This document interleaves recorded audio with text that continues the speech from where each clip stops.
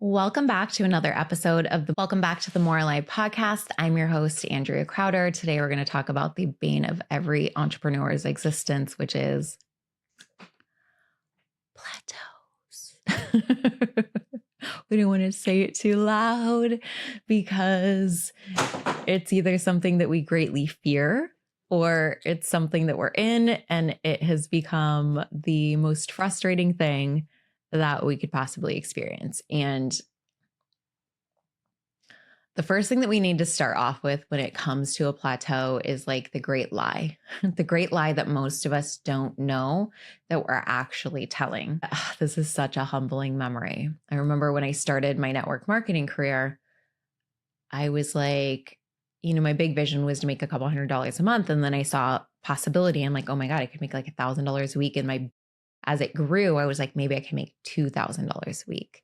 And I watched these people start getting recognized and these bonuses and like all these different little ways to like dangle excitement in front of you. And when I actually got committed, I actually started growing fairly fast. I hit like the first kind of like significant rank in the business in less than 90 days. And that was like really impressive for a lot of people. And I'm like, oh my God, I'm doing it. I'm getting excited. Like I'm getting that taste of success and I'm wanting more and more and more. And I was working a full-time job. I had like my kids were small in elementary school, young in elementary school. And I was like growing this business at night and I was trying my hardest to like learn everything. I didn't know anything about online marketing. I didn't know anything about sales. Like all I knew is that I had gotten significant results in my health and fitness from these products and programs. And I'm like, I want to tell people like it meant something to me. And I'm like, okay. And then I'm like, all of a sudden now I'm like, I have extra gas money. That was major for me. I remember my first month I made $50 and I was like so psyched. Most people would be like, oh my God, I made $50. My life is over. Like I was like, holy shit, my first $50, like just so excited. And as I started getting some success, I started looking around and I was like, okay, what are the other people are doing? I'm like looking for inspo. And I saw this girl who later became a really good friend and then and a business partner many, many years later. But I remember I first was looking at her name. Her name is Brandy Botts, shout out. And I looked at her and she like just blew my success out of the water. She just like walked into this business and just started breaking records. And I'm like, oh my gosh, all of a sudden this sense of doubt crept in and I couldn't even see it. Didn't even know it was there. Just started like a fungus, like under the nail that sometimes you can't see until you take your nail polish off. Like it's been there. It's been there. It's visible. It's just like something's covering it. And then all of a sudden you're like, whoa, how the fuck did I get that? It just started bringing up all of this. Like always second place, never first. Like just you're good, but you'll never be great. Like, God, that fucking belief just like kept going through my mind for year after year. And I was like, I had this vision. I'm like, okay, I'm going to quit my job in the first year. I'm going to make $1,000 a week by the end of this year. And I maybe made like $14,000 for the whole year or something like that. I can't remember. And I kept telling myself, you're doing everything you can. And I believed that because of how busy I was. I was doing so much. I was working very, very hard. And then one day I listened to this guy share on like a advice sharing call for the distributors of that company. He goes, I said to myself, I was doing everything I'm supposed to, and it's still not adding up. And I'm like, oh, I've been saying that. And he said, what I realized is that fill in the blank. I can't even remember what he said. That part was irrelevant to me. It was when he said that, I started questioning the validity of what I was saying. And I started looking at my business. And I remember like the company, obviously to like duplicate success, the company was very systematized of like, these are the things that consistently work across the board. If you do these 4 things, your business will be successful at some point. And I was doing all 4 of them. And I was also very busy. But I didn't realize that I had tricked myself into doing the bare minimum, because somewhere along the way, I started at a subconscious level being afraid of, if I put all of me into it and I still don't succeed, what does that mean about me?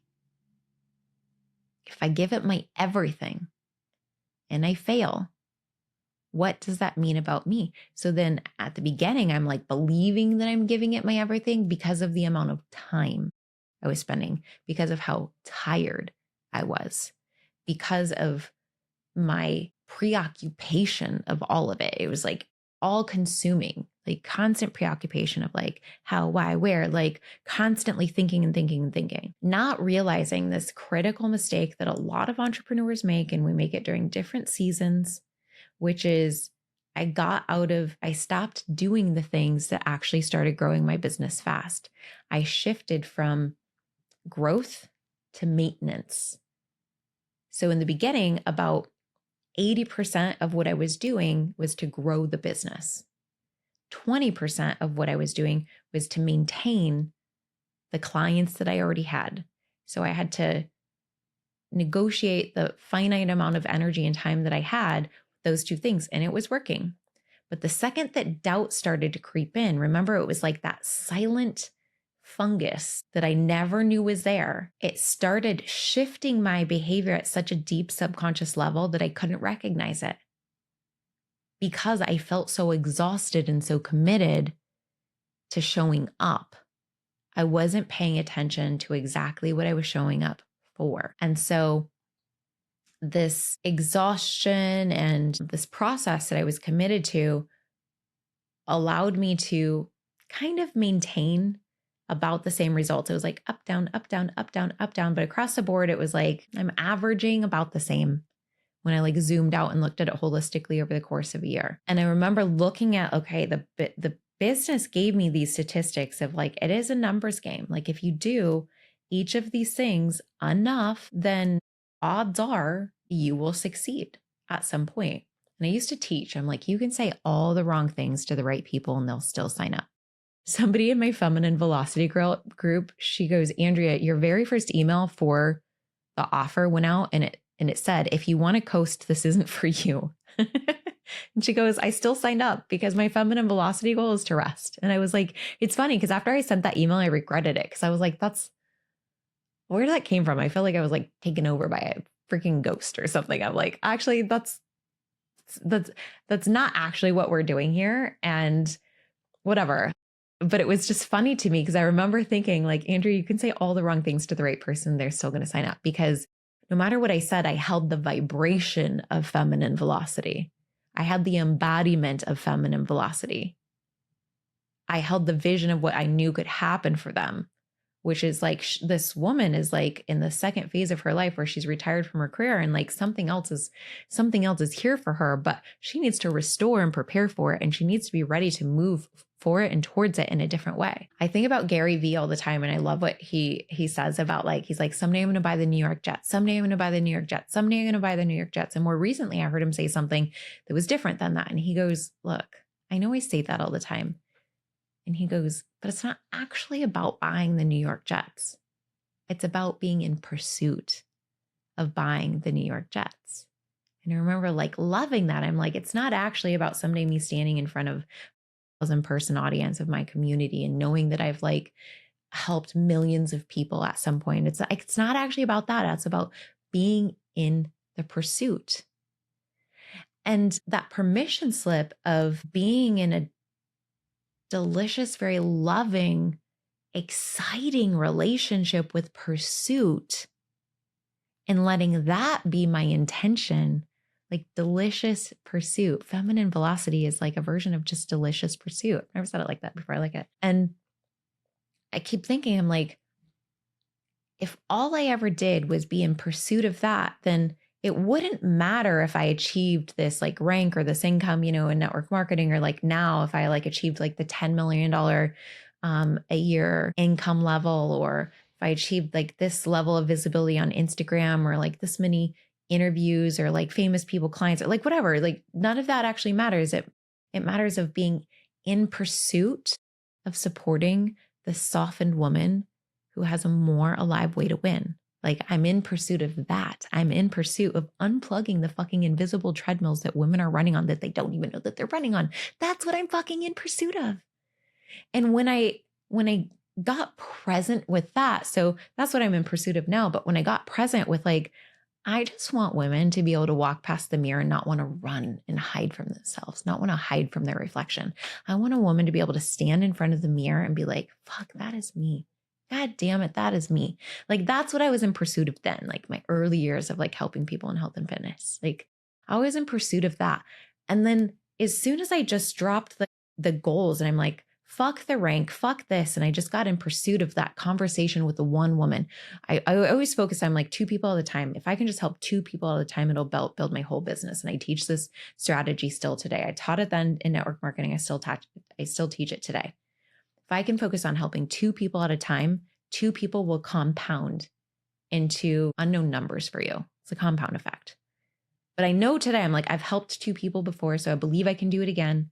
So if I did it yesterday, I can help 2 more today. If I did it today, I can help 2 more tomorrow. Like, it might be that you help 2 people in a month. And then you're like, let me see if I can do that a little faster and do it in 28 days and do it in 26 and do it in 2 weeks and do it in 1 week and then do it in a day and then do it in an hour. Like, it's all about helping 2 people. And then you can ask yourself, can I do it faster and faster and faster? Like, that's how you build a quantum leap. It's like you do something you've done before. It's just you do it significantly faster over time. You get faster and faster at the thing that you already know how to do. That's how you create a quantum leap. It's really actually quite simple. So I'm like looking and I'm like, let me just get present of like, who are the 2 women that I want to help this month? And then who are the 2 women that I want to help this week? And I just got so fucking present that when I was like, I built my whole business through like private conversations, like private messages on Facebook and then DMs on Instagram. Like, my whole business is around that. Like, now I run some ads, like only in the last few months, but like millions of dollars in sales. And like only recently that's been through paid advertising. It's been just one by one by one. Like these personal conversations of like, here's what I see for you. Like, can you see this for yourself? Do you understand the offer? Can I like, do you have any, like, how can I say this in a way where you know if it's true for you, if it's right for you? I say all the time, and closing sales isn't about getting people to a yes. It's about getting them to clear. Like, are you clear that this is yes for you or no for you? If you're clear and you're like, this is no for me, then I've done my job. That's my only job, is to get you to clear. But if someone is like confused and they're like, I don't really know, or I kind of suspect maybe or maybe not, but I'm not really sure, if somebody's muddy, then I haven't done my job well.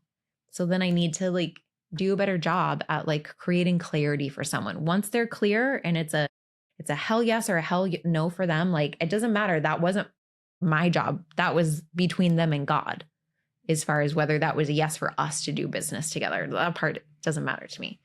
But it was focused on like those 2 people at a time. As soon as I got condensed and I got back into the process of like, I just want to be in pursuit of having that, like, I could see the messages come through of like, holy fuck, my husband and I are having sex again. Oops, got pregnant. See you again in 9 months. Like, so that shit happened all the time. Women all of a sudden, they like felt hot and they got pregnant again. Many people have babies many babies have lives that they can thank to me. I don't think I said that right, but like, you guys get my point. I'm saying that obviously very facetiously, but it's so sweet to think about like those messages of like, I feel like me again. That's really been my life's purpose, is like bringing women home to themselves. And I've just been the person to go first and like make the process easier. Like, I'm just in pursuit of making the process easier, funner, more alive for people, to feel like pleasure, not pressure, to feel more alive. Like, it's just my whole, that's all I do. That's my job. It's literally like, my job is to feel better every single day and teach other people how to do it. Like, there's no greater job in the world. Like, I see people who are in like the medical field and I'm like, God bless you. I love you. Thank you for like following your soul's purpose. And I'm so glad that's your soul's purpose. And this is my soul's purpose. Like, although they probably hate this too, for like, what's right for me is wrong for them anyway. So I'm like, okay, I look back at that moment, in the second that I got refocused on like being in pursuit and not needing it to be an outcome, the doubt started melting away. I'm like, well, what do I need doubt for? Because it's just about like me having these conversations and getting people to clear and like helping them understand whether this is for them or not. And once I did that, I started doing more of it and my numbers started skyrocketing. In my 3rd year in business, I think 20. My third year in business, I got up to like number 17 in the entire company out of, I think there was like hundreds of thousands of distributors at this point. I can't remember, like nobody quote me on that number, but like I was in the top 2% of the company. Not because I was more special than anyone else, not because I had a better background or a degree or like none of that. You guys know, like I am shit except for hunger. And I was willing. I was just willing. I was willing to keep asking questions. I was willing to be wrong. I was willing to zoom out and like get perspective. I was willing to fuck it up and be wrong. I told my daughter this morning, I'm like, business is 98% getting it wrong, but the 2% are fucking home runs and they carry everything else. Like you can get so much of it wrong, but those 2% when they're home runs, they carry all of it. They carry all of it. Like you do not have to bat 100 at this. But I've gone through many times in my career where I've had these plateaus and that fucking fungus gets under the nails again and I don't see it. And then when I look back, like it's even happened to me in the last like few months, I'm like, oh, we've kind of been at the like same point for a few months. And then it hit me and I'm like, oh my God, the critical things like network marketing gave me a 4-step process. I built my own 4-step process. This is the thing I teach in Feminine Velocity. We're going to do another group in September. If you're like, I want to know this 4 process. I want to do this with you, Andrea. I'm tired of the energy of the fucking plateau. We will open another live group. Like we're going to all do it together again. So link below, you guys will be able to grab your spot for that if you want to do that with us in September. But like, I just got back to the basics and I'm like, I stopped doing the things that work. Every time, you guys, like there's no magic secret. It's not like, oh my God, this formula funnel. It's not like I figured out like the secret to ads. Like you staying focused on growing the business and having a legitimate process that works for you. My 4-step process works for me. My 4-step process works for the women that it works for. Like it's duplicable. It's something that like focuses on like the human emotion and your behavior, like human behavior, and it like works with your energy, not against your energy. Like it fucking works. But it doesn't matter. Like come up with your own process of like, look, you already know what your process is. Look back at the history in which you've won. The evidence already exists. You don't have to hold the faith through the next season of growth. You already have evidence. And if this is your first time being in business or this is all brand new to you, you have evidence somewhere else that can apply to here. Every time you have if you've been living on this life long enough, if you are 18 or longer, you have evidence where something has worked for you and something hasn't. Look at what's worked for you. Look at where you've actually been able to build sustainable growth in some area of your life, dissect it, find the pattern, and apply it somewhere else. Apply it here. And that's all I ever did. I just became, instead of the person who was like, I need to know like this person's 72-step process or this, I just became a student of my own patterns. And once I figured them out, I started paying attention to like, do these patterns apply across the board? Historically, my patterns apply across the board to people with like feminine energy, usually like creative types, maybe ADHD, but not necessarily, but like people who are on the journey of working with energy, not against energy. They have belief systems and values that would match as such. And then once they come into my world, it's like the sweet exhale of like, oh, I remember this. I've had it before. I forgot to look for it. You reminded me simply by you existing in it. And now I'm remembering my own pattern. That's all I'm asking for you is like, look for the evidence in which you won and apply it here to win too. That's all I did. And my business shot up. I was like barely surviving. I had like an $80 week in my network marketing business. And then all of a sudden, by the next year, I had my first $2,000 week. Significant growth in 1 year by anybody's standards, like a $200 week to a $2,000 week, and kept growing until God was like, you've finished your time in the network marketing industry. It's time for you to start your own personal brand. Like that was what was next for me. Followed the energy, followed the wind. The wind was in the sail. The wind was in the sail over here, building a movement around feeling more alive. The feeling more alive within the energy of feminine achievement. Like this isn't just you pick one or the other where you're like, I either have to be soft or I have to be successful. Like when you soften into this relaxed state of receptivity, like so much more is available to you. Success becomes exponentially easier and quicker when you have that. And then when you apply that into, okay, now what's my process of actually achieving? What is the actual doing that is correct for me? Because we didn't come onto this earth to just like lay and receive. Not people like you and I. Like there might be people who want to be the embodied example of that. Like that sounds absolutely like torture to me. I'm not the lady who lunches. I'm not the girl who just wants to lay in like the lay poolside all the time and just like receive and be taken care of. Like I like to get my hands dirty. I like to study. I like to test things. I like to understand things. I like to be in the grit with people. I like to be curious. I like to be challenged. Like I want to touch things with these hands that I've been gifted, and I want to mold them into something significant. Like I am an artist of life. Like I'm an artist of the human emotion. I'm an artist of achievement. Like, I want to do all of that. It's so in me. It makes me feel so happy. And I want to win greatly doing it. I don't believe that I have to choose between the softness and the achievement. I'm here to be I want to be the number one voice for women in feminine achievement known across the globe, because I am so committed to finding the path of ease where we get to win greatly too. Why do I want that? Because the women like you who are listening right now, when we are embodied in our knowingness and our magic and our gifts, we change people by being in the room. We ignite new possibility, and we also hold greater standards. And when we hold this new standards for the world from truth, the world has to change. The world wants to come meet us. We become the most trusted person in the room because we're embodied truth. We're embodied honest expression. We become leaders that people seek out and crave and that they want to be around. They want to work with, they want to work for, they want to support, they want to be like. I look at other women, I'm like constantly looking for feminine like leadership models for myself, where I'm like, who really has these values that I care most about down, and who is like achieving significantly greater than I am? And just keep expanding me, keep showing me possibility. And then I do it for you, and then you do it for them, and you do it for the next person and the next generation. And this is where we start to come out of these generational patterns of suffering. I'm not here to prevent pain in your life, because I don't believe we can, but I am here to eliminate suffering. I don't believe that we have to suffer.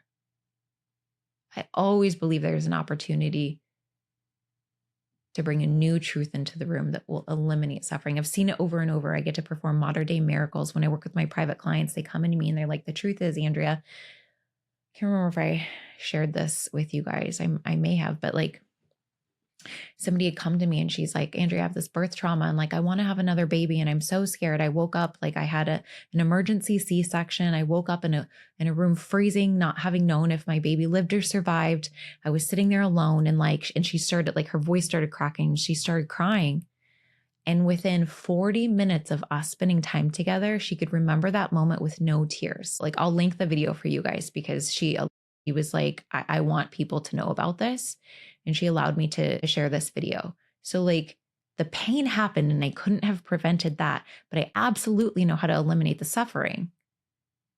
And when she came to me, I did. What happened in 40 minutes is what most people would consider number one, impossible, or number two, a modern day miracle. And it's something that I do for people every single day. I do it in my group programs. I do it private one-on-one with people. I do it with my personal friends when we're sitting in the living room. Like I do it with my kids or my boyfriend's kids. It's like one of the greatest gifts that I've been given is to be able to speak to the body to eliminate suffering. And I get to watch it all the time. And I know it's possible. You couldn't convince me it's not, because I have thousands of testimonials at this point. And here's the thing, that suffering eliminates itself when you're in the presence of truth.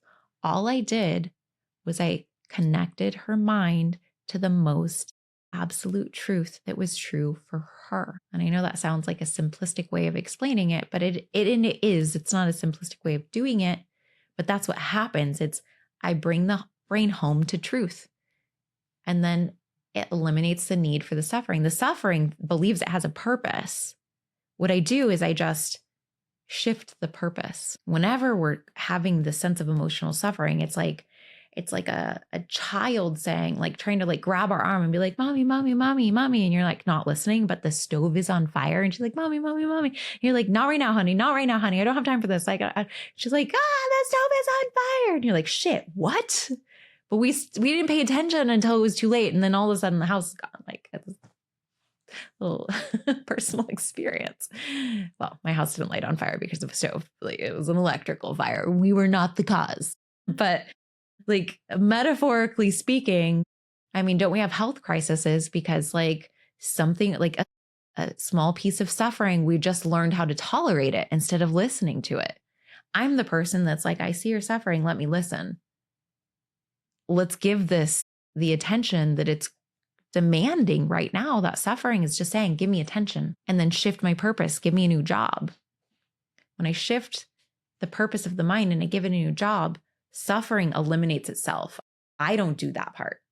It's just the natural byproduct that I get to be like, I'm gifted with getting to witness. So all that to say, you guys know I love to go on a big tangent because there is this ache in your heart, but there's also lies that have occurred that have snuck up on you that I suspect none of you, if you've been in a little bit of a slump, a little bit of a lull for a while, or even a short while, that maybe you've not been able to see, which is you're not doing everything you could. You're very busy, and I want to like honor that, but I won't validate it because I don't want you there. I don't want you in busy work. I want you in purpose work. I want you in work that moves you, but also moves the needle. That's the standard, is what moves me, but also moves the needle. Needle moving as leaders, as women who are going to lead this movement with me. We have to be in devotion to the thing that has that like the feminine velocity now, the thing that has the divine timing now, the thing that has the wind now, the thing that has the life in it now. It has the life in it for a reason, because that's how God shows us. You don't have to know how, you just have to follow the breadcrumbs of life. It's going to feel satisfying and exciting and good and interesting to you. And like, you will be greatly rewarded by following this path. And I will not burden you with all of the future because you don't need to hold it. God's like, I'm gonna hold that. I'm holding it. Stop tensing up your body and trying to hold it with me. Like it's like somebody else carrying like your 60-pound backpack, but then your whole body is tensed as if you are too. And God's like, girl, there's actually like nothing in your hands. Soften. Let me hold it. Follow the energy.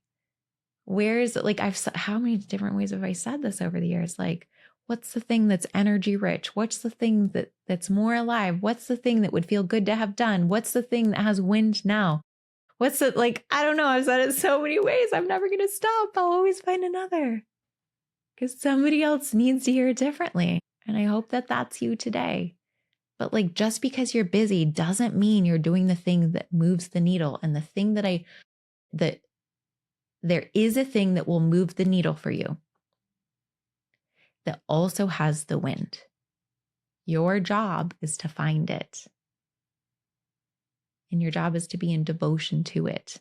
That is how you get to be 80 and looking back and you're like, I am the most alive I've ever been today.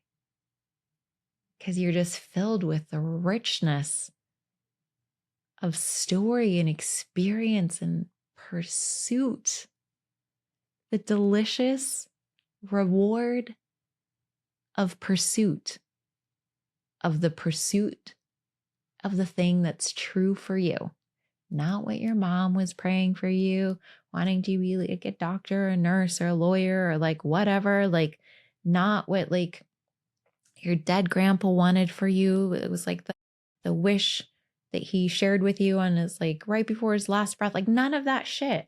One of the greatest things that I could possibly be in pursuit of in my life is to just stay in pursuit of all of me. When I have all of me, I am strong, I am powerful, I can move not just myself, but I can move others. And the women, the true leaders in this world are the people who not only know how to move themselves, but they know how to move many. And the way that you move many is by keeping your posture strong and by knowing your power, by eliminating any fragments of doubt that could possibly fucking taking you out of it. That is the thing that you could be in the greatest pursuit of, being in pursuit of all of you staying in every room that you're in and not being willing to walk in if you can't bring all of you with, not being willing to stay in a relationship if all of you can't be there, a relationship with the business, a relationship with a person, a relationship with a food, with anything that you're in a relationship with. If you can't bring all of you, it wasn't ever for you. I don't care if you're a politician. I don't care if you're a doctor. I don't care if you're this or that. Like, I mean, if anything, if the leadership in this company, or not company, if the leadership in this country right now has shown anything, it's like, you can be all of you. And a lot of people won't like it, but you could still get elected. Like, if that has like given us anything, let it give us permission to just say fuck it and like bring all of us. But like, I'm looking for the women who are in their heart, for the leaders who are in their heart, to keep all of them there, because it is critical. Our world, we're hitting a turning point in our world. Nobody knows what's going to happen in the next 5 years, especially because of AI. I don't care what any futurist says or predicts. The only futurists that I can trust are the ones that I say, I suspect this, but I don't know for sure. If you say, I don't know for sure, I have significantly more trust in you than I do anybody else. Because we've never seen a time like this.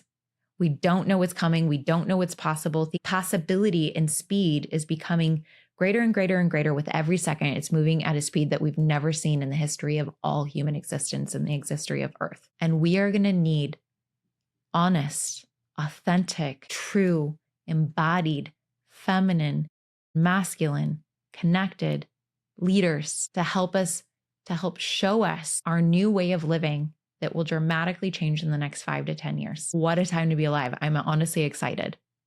What a time to be alive. I'm excited because I'm ready. I am excited because I'm ready. And I am willing. The question is, are you? I love you so much. Thank you for being in my community. If you guys are interested or curious about the Feminine Velocity group, just click the link below. Send my team an email. We start a new group in September. We're filling that group right now. If you found value in this episode, if you're grabbing a YouTube short, if you're grabbing clips anywhere, please share with a friend. If you feel changed by this, if you feel different, if you feel more connected to yourself, like, will you share that with one other person? You guys are the most generous community that I've seen on the internet. We're so grateful. The way that we grow through personal referrals, like exponential, and we don't take that lightly. We're so grateful as a team. But like, we're just getting started. We're ready to lead. We're willing to lead. And we thank you for sharing our brand and this message with other people. Please drop a comment, leave us a review. And also don't forget that just below, you guys can click a link, you can leave a voicemail, you can ask a question, and we could create a future episode just for you. We love you. Thank you. And thank you for being a part of the More Alive community. Do you want to come with me to go get some food? I'll pay for it. I just am so hungry. Oh my God, did we get that on camera? My daughter just offered to buy me lunch. Yes. I'm in my feminine receptivity era. Yes. And then I'll buy dessert. Say yes. You can swap it if you want. Okay, I'll buy lunch. You buy dessert. I am willing. Babes, I have something so cool to show with you. 8-year-old Andrea is freaking the fuck out. Iconic magazine featured yours truly. You guys, I am on the freaking cover with none other than herself, Raquel, who has like this huge spread. And just after hers is me. I just wanted to read one little piece of this article for you guys, and then you guys got to get the magazine in order to see the rest of it. But I wanted to read just a little piece of this because it's so precious. I said, imagine being 80 years old, looking down at your hand and noticing the texture of your skin and stories in your eyes. Tap into the wisdom in your heart and ask your inner 80-year-old, what was more valuable to focus on? Worthiness or interest? With your youth behind you and a lifetime of evidence to back it up, your 80-year-old self has some valuable advice. A warm reality check about what really matters in the end, because someday we will have more memories behind us than adventures ahead. And in those moments, we'll want to know that we truly focused on what matters. We'll want to know that we went all in on our dreams. We'll realize that the only true judge of worth is our future self, measuring how we valued our time and our choices. And next time you're hesitating, ask yourself, am I interested enough to go all in? And if the answer is yes, trust that everything else will figure itself out, because the truth is you don't need to be worthy. You just need to care enough to start. Your future self is cheering you on, and so am I. Thank you so much, Iconic, for featuring me, for featuring my voice, and for featuring this movement.